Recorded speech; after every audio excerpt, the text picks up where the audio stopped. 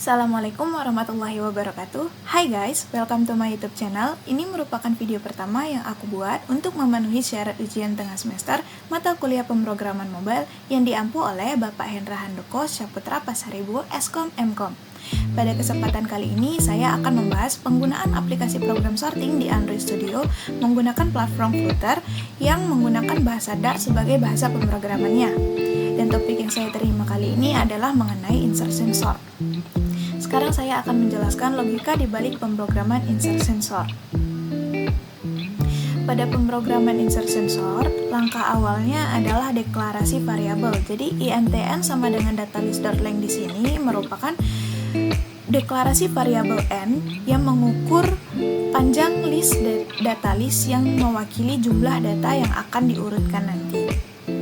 Langsung saja, di sini saya akan memasukkan data pada tampilan output Android yang sedang dijalankan. Sebagai contoh, kita mulai dengan angka 7, kita tambahkan 2, 6,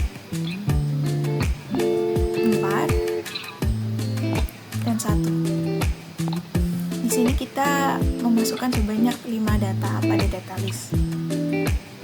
Baik, sebelum kita urutkan, di sini saya akan menjelaskan loop for dalam algoritma insertion sort ini berfungsi untuk melakukan iterasi melalui array dimulai dari indeks ke-1 hingga selesai, memungkinkan perbandingan dan penyisipan elemen ke posisi yang tepat dalam array yang sedang diurutkan. Oke, sekarang saya akan mengurutkan data yang ada di Android terlebih dahulu. Jika sudah, ini kita tutup saja, tekan button urutan, langkah-langkahnya akan beroperasi terlebih dahulu, baru menampilkan data sesudah pengurutan. Dan sekarang saya akan melanjutkan penjelasan dari logika pemrogramannya. Loop for buka kurung inti sama dengan 1 ini mendefinisikan variabel i sebagai sebuah variabel untuk mengontrol iterasi. Di sini i dimulai dari 1 karena dalam algoritma insertion sort sendiri data pada indeks ke-0 dianggap sudah terurut secara default, sehingga kita mulai membandingkan dari indeks ke-1. Selanjutnya, i lebih kecil dari n. Ini merupakan kondisi untuk menjalankan loop. Loop akan terus berjalan selama nilai dari i kurang dari n, di mana n adalah panjang atau jumlah elemen dari array. Selanjutnya ada i++ yang merupakan operasi untuk meningkatkan nilai i setiap kali loop selesai dieksekusi.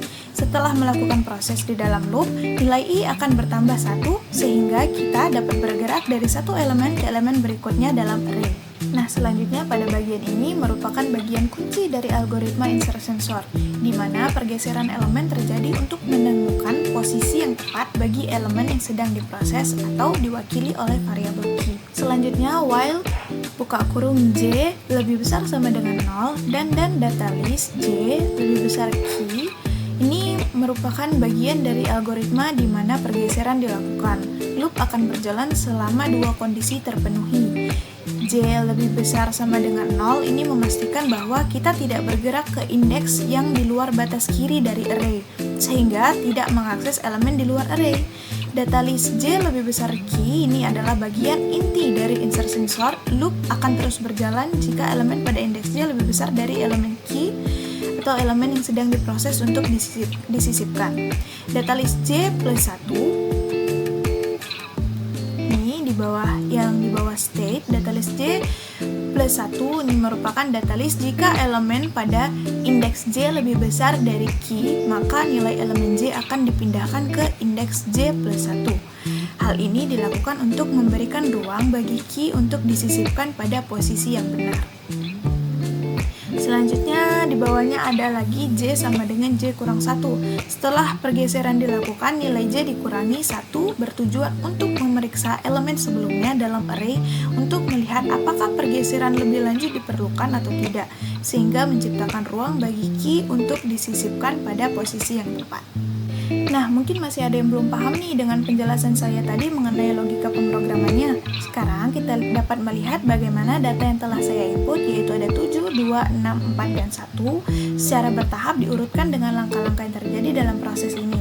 Bisa kita fokus ke sini pada langkah-langkah pengurutan yang ada di Android. Langkah 1, data masih sama dengan data sebelum pengurutan yang telah kita input sebelumnya.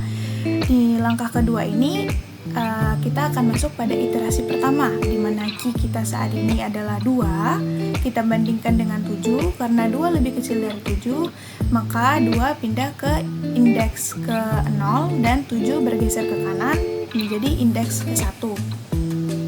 Pada langkah ketiga kita bandingkan lagi, di mana Q kita saat ini adalah 6. 6 kita bandingkan dengan 7, di mana 6 lebih kecil dari 7, maka 6 berpindah ke kiri menjadi berada di posisi indeks ke 1 dan 7 berpindah lagi ke kanan, di mana posisinya menjadi berada di indeks kedua. Maka langkah ketiga urutan kita saat ini ada di 2, 6, 7, 4, dan 1. Kita masuk ke iterasi ketiga, di mana Q kita saat ini adalah 4. Kita bandingkan 4 dengan 7. Karena 4 lebih kecil dari 7, maka 4 berpindah ke indeks ke 2 terlebih dahulu, baru kita bandingkan lagi dengan 6. 7 berpindah ke indeks ke 3 ya. Karena sekarang posisi 4 berada di indeks kedua, kita bandingkan lagi dengan 6. Ternyata 6 lebih kecil lagi nih ternyata 4 lebih kecil lagi nih dari 6. Maka 4 kita pindahkan lagi. Sekarang 4 berada di posisi indeks ke 1. Sekarang urutan kita berada di 2, 4, 6, 7, dan 1. Untuk yang terakhir yaitu iterasi keempat, kita memiliki Q yang dengan nilai 1. Seperti sebelumnya kita bandingkan dengan 7 terlebih dahulu, karena 1 lebih kecil dari 7, maka 7 seharusnya berpindah ke indeks keempat dan 1 berpindah ke indeks ketiga. Kita bandingkan lagi 1 yang ada di indeks ketiga nanti ini dengan 6 yang ada di depannya. Ternyata 1 masih lebih kecil dari 6, 6 berpindah ke indeks ketiga, 1 berpindah lagi ke indeks kedua. Bandingkan lagi dengan 4, bandingkan lagi dengan 2, sekarang dapatlah hasil akhir kita. 1 berada di indeks ke 0, 2 berada di indeks ke 1, 4 di indeks kedua, 6 berada di indeks ketiga, dan 7 berada di indeks keempat. Setelah semua iterasi selesai, pada akhirnya data pada sebelum pengurutan yang kita miliki yaitu 7, 2, 6, 4, dan 1 dapat menghasilkan urutan yang terurut, yaitu data sesudah pengurutan 1, 2, 4, 6, dan 7. Kemudian, mari kita lihat desain tampilan antarmuka pengguna atau user interface yang saya miliki. Ada bagian untuk memasukkan data, dan ada 2 field text yang menampilkan data sebelum dan sesudah diurutkan. Ketika tombol urutkan kita tekan, maka fungsi insertion sort dipanggil untuk mengurutkan data yang dimasukkan, dan data sebelum dan sesudah pengurutan akan ditampilkan di field text yang tersedia. Yang menarik di sini adalah bagian langkah-langkah pengurutan. Ini adalah tempat di mana kita melihat setiap langkah-langkah yang dilakukan oleh insertion sort. Langkah-langkah ini direkam dan ditampilkan sebagai daftar pada layar. Saya juga memiliki animasi pada program, di mana tadi seperti yang dapat kita lihat, langkah pengurutan akan menampilkan satu-satu, dan apabila langkah kelima telah selesai, data sudah diurutkan, maka baru data pada field text data sesudah pengurutan akan keluar. Jadi, aplikasi ini memberikan tampilan visual dari bagaimana insertion sort bekerja dalam mengurutkan data, serta langkah-langkahnya yang dijelaskan secara visual pada Android yang dapat kita lihat bersama-sama di sini.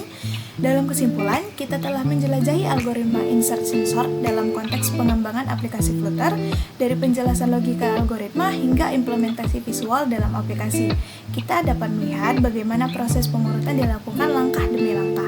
Semoga tutorial ini membantu Anda memahami insertion sort secara lebih mendalam dan memberikan gambaran tentang bagaimana algoritma sorting ini diimplementasikan dalam pengembangan aplikasi sehari-hari. Terima kasih telah menyimak. Jangan ragu untuk mengomentari atau bertanya jika ada hal yang ingin Anda pelajari lebih lanjut. Sampai jumpa pada video berikutnya. Saya Sri Hayu Pazalika mengucapkan terima kasih. Wassalamualaikum warahmatullahi wabarakatuh.